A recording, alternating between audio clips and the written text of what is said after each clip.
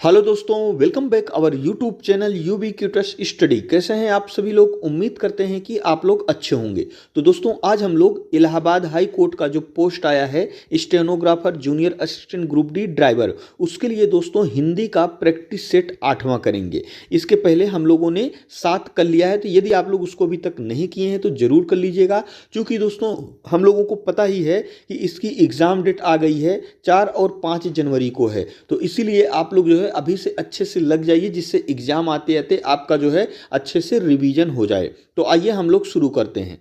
हमारा पहला क्वेश्चन है, हिंदी किस परिवार की भाषा है? तो हिंदी दोस्तों भारोपीय जो है परिवार की है, और भारोपीय परिवार की जो भाषा है दोस्तों वह सबसे बड़ी फैमिली है इसकी। और भारोपीय में दोस्तों भारत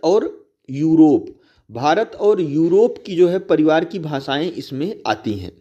अगला क्वेश्चन है, अकाल का विलोम है? तो दोस्तों अकाल का विलोम होता है सुकाल, यानी कि ऑप्शन सी इसका सही हो जाएगा। निम्नलिखित में यौगिक शब्द छांटिए। तो इसमें दोस्तों जो यौगिक शब्द है वह ऑप्शन डी हो जाएगा, गोपाल हो जाएगा। दोस्तों जैसे कि हम लोगों ने सुना होगा कि रचना या फिर बनावट के आधार पर शब्द के कितने भेद होते हैं, ये हमारे एग्जाम में डायरेक्ट क्वेश्चन भी पूछ लिया जाता है कि रचना के आधार पर या फिर बनावट के आधार पर शब्द के कितने भेद होते हैं। तो दोस्तों रचना के आधार पर शब्द के 3 भेद होते हैं। कौन कौन से? इसमें दोस्तों पहला होता है रूढ़ शब्द। रूढ़ शब्द का मतलब यह होता है एक ऐसा शब्द जिसका कोई सार्थक खंड ना हो सके, उसी को रूढ़ शब्द कहते हैं। जैसे अगर हम एग्जाम्पल के लिए ले लें दिन, तो दिन दोस्तों एक ऐसा शब्द है जिसका हम लोग अगर इसका टुकड़ा करेंगे तो इसके जो टुकड़े होंगे वो सार्थक नहीं होंगे, उनका कोई अर्थ नहीं निकलेगा।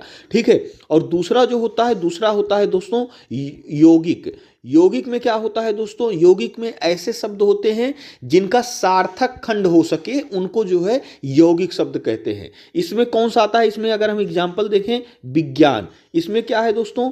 विधन ज्ञान। इसमें दोस्तों इसका भी अर्थ निकलेगा, इसका भी अर्थ निकलेगा। अगर हम गोपाल का जो है उदाहरण ले लेते हैं तो इसका हो जाएगा दोस्तों गोधन पाल, यानी कि गायों को पालने वाला। ये भी सार्थक है, ये भी सार्थक है। तो ये दोस्तों यौगिक हो जाएगा। तीसरे नंबर पे आता है दोस्तों योग रूढ़। योग रूढ़ कौन से शब्द होते हैं? तो दोस्तों योग रूढ़ जो है हमने सुना होगा बहुव्रीहि समाज, आप लोगों ने नाम सुना होगा। तो बहुव्रीहि समाज के जितने भी जो है शब्द उदाहरण उसके होते हैं, उन सारों में योग रूढ़ जो है शब्द की विशेषता होती है। अगला क्वेश्चन है, कवि वचन सुधा थी? तो दोस्तों कवि वचन सुधा जो थी यह भारतेंदु हरिश्चंद्र द्वारा संपादित एक पत्रिका थी या फिर समाचार पत्र था। अज्ञेय जी को किस कृति पर ज्ञानपीठ पुरस्कार मिला है? तो दोस्तों उनको मिला है ऑप्शन डी, कितनी नाव में कितनी बार, यानी कि इसके लिए दोस्तों अज्ञेय जी को 1978 ईस्वी में ज्ञानपीठ पुरस्कार मिला था। प्रत्यंग किस समास का उदाहरण है? तो दोस्तों अगर हम प्रत्यंग देखें तो ये हो जाएगा प्रतिधन अंग। तो दोस्तों जिन शब्दों के पूर्व पद प्रधान होते हैं वहां पर अव्ययी भाव समास होता है। तो इसमें अगर हम देखें, ये जो प्रति है ये पूर्व पद है और यह जो है प्रधान है, और ये जो है उपसर्ग भी है, यानी जिन शब्दों के आगे जो है उपसर्ग लगा होता है उन शब्दों में अव्ययी भाव समास होता है, यानी कि ऑप्शन ए इसका सही हो जाएगा। यह काम मैं आप कर लूंगा, पंक्तियों में आप है, तो दोस्तों जो आप है यह निजवाचक सर्वनाम है, यानी कि ऑप्शन बी इसका सही हो जाएगा। निम्नलिखित में से कौन सा युग्म सही सुमेलित नहीं है? तो दोस्तों अगर हम ऑप्शन सी की बात करें, कपास का दोस्तों तत्सम होता है करपास। क्या होता है? करपास। अगर हम करपट की बात करें तो दोस्तों करपट जो है वह कपड़े का तत्सम होता है, यानी कि ऑप्शन सी इसका जो है सही हो जाएगा। अनेक शब्दों के लिए एक शब्द के निम्नलिखित विकल्पों में से कौन सा गलत है? तो दोस्तों अगर हम बी की बात करें, आगे की ओर सोचने वाले को कहते हैं आगामी। क्या कहते हैं? आगामी। और दोस्तों अग्रगामी का मतलब होता है आगे चलने वाले को अग्रगामी कहते हैं। का व्यंजन के विषय में निम्न में से कौन सा सही है? तो दोस्तों जो हमारा का व्यंजन है वह एक अल्प प्राण भी है, अघोष भी है, स्पर्शी व्यंजन भी है और कंठ ध्वनि भी है, यानी कि ऑप्शन ए इसका सही हो जाएगा। कौन सा संयुक्त क्रिया का भेद नहीं है? तो दोस्तों संयुक्त क्रिया जो होती है वह मुख्य रूप से 11 होती हैं। ये जो है लिस्ट आप लोग देख सकते हैं। और अगर हम इसमें ऑप्शन की बात करें तो अवकाश बोधक भी होगा, नित्य बोधक भी होगा, निश्चय बोधक भी होगा, लेकिन जो नाम बोधक है यह दोस्तों संयुक्त क्रिया का भेद नहीं होता है। शरीर के अंग के आधार पर दिए गए पुल्लिंग या स्त्रीलिंग शब्दों का सही जोड़ा कौन सा नहीं है? दोस्तों इसमें अगर हम बात करें ऑप्शन बी की, कलाई, कलाई स्त्रीलिंग है, तलवा जो है पुल्लिंग है, लेकिन इसमें पुल्लिंग लिखा है, यानी कि ऑप्शन बी इसका सही हो जाएगा। हस्तक्षेप का शुद्ध क्या है? तो दोस्तों हस्तक्षेप का शुद्ध होता है हस्तक्षेप, यानी कि ऑप्शन बी इसका जो है सही हो जाएगा। अगला क्वेश्चन है, बिल्ली छत से कूद पड़ी, कौन सा कारक है? यानी कि दोस्तों जब अलगाव की स्थिति हो उस कंडीशन में जो है अपादान कारक होता है। यानी कि बिल्ली छत से कूद गई, यानी कि यहाँ बिल्ली जो है छत से अलग हो रही है, यहाँ पे ऑप्शन अपादान जो है कारक होगा। राम ने खाना खाया होगा में कौन सी क्रिया है? तो दोस्तों यह है संदिग्ध भूत, यानी कि ऑप्शन सी इसका जो है सही हो जाएगा। संस्कृति का विशेषण क्या होगा? तो दोस्तों संस्कृति का विशेषण होगा सांस्कृतिक, यानी कि ऑप्शन डी इसका सही हो जाएगा। काफूर होना मुहावरे का सही अर्थ है, यानी कि भाग जाना। अंधों में काना राजा रेखांकित लोकोक्ति का अर्थ है, इसका अर्थ होगा गुणहीनों के बीच एक गुणवान व्यक्ति। किस रस का संचारी भाव उग्रता, गर्व, हर्ष आदि होता है? तो यह होता है दोस्तों वीर रस का, यानी कि ऑप्शन डी इसका सही हो जाएगा। निम्न में से कौन वर्णिक छंद है? ये सवैया दोस्तों वर्णिक छंद है। वर्णिक छंद क्या होता है? जिसमें वर्णों की गिनती की जाती है। और दोस्तों अगर हम चौपाई की बात करें, रोला, दोहा, ये तीनों दोस्तों मात्रिक छंद होंगे, और मात्रिक छंद में दोस्तों मात्राएं गिनी जाती हैं।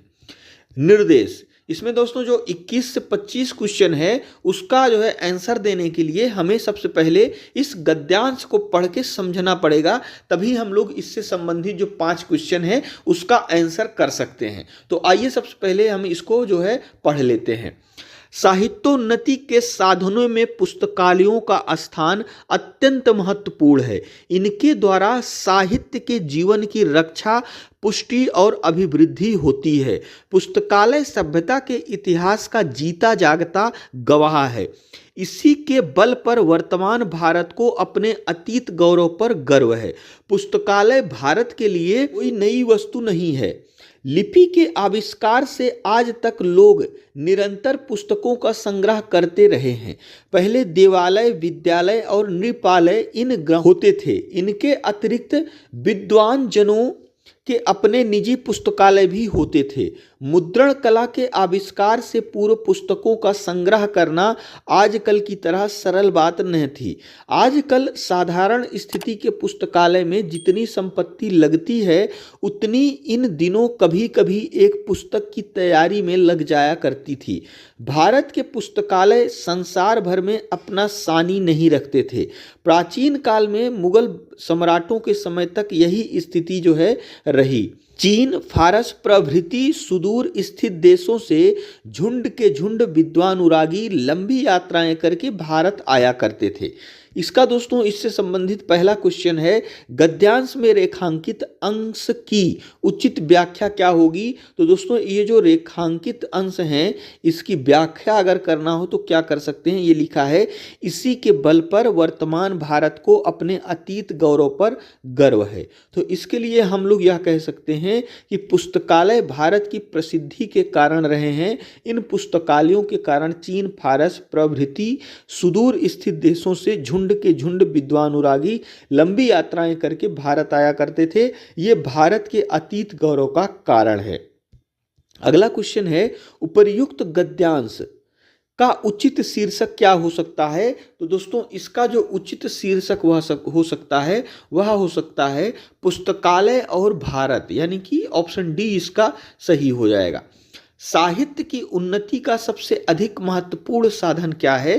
तो दोस्तों इसका महत्वपूर्ण साधन पुस्तकालय है, यानी कि ऑप्शन सी इसका सही हो जाएगा। पुस्तकालय में संधि विच्छेद कौन सा है? तो इसमें संधि विच्छेद है पुस्तक धन आलय। यहाँ पर छोटा आ प्लस बड़ा आ मिलके बड़ा आ हो रहा है। इसका मतलब इसमें कौन सी संधि है? तो इसमें दोस्तों दीर्घ संधि है। पुस्तकालय किसका जीता जागता इतिहास है? तो दोस्तों यह क्या है? यह जो है सभ्यता का जो है एक जीता जागता इतिहास है, यानी कि ऑप्शन ए इसका सही हो जाएगा। तो दोस्तों ये हमारा आज का 25 महत्वपूर्ण क्वेश्चन था, इसको आप लोग जरूर कर लीजिएगा। जो हमारा आज का क्वेश्चन है वह है भारत संज्ञा का कौन सा प्रकार है? इसमें से कौन सा ऑप्शन सही है हमें कमेंट बॉक्स में जरूर बताइएगा। और दोस्तों यदि वीडियो अच्छा लगा हो तो हमारे चैनल को जरूर सब्सक्राइब करिएगा। और दोस्तों वीडियो देखने के लिए आपका बहुत बहुत धन्यवाद।